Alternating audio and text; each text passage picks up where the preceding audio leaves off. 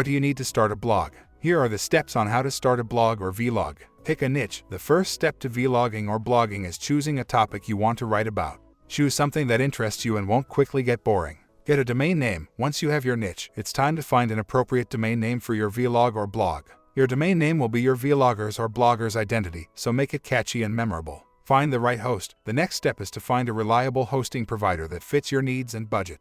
Make sure you do your research before committing to anything. There are plenty of options available for vloggers and bloggers. Set up your site. Once you have everything in place, the next step is to actually set up your vlog or blog. This can be done either through a website builder or through coding with HTML, CSS. Make sure you choose something that's simple for you to use and manage, as you'll be spending a lot of time on it. Start posting. Finally, the fun part, it's time to start vlogging or blogging. Create content that will engage with your audience, and make sure to update regularly in order to keep them coming back for more.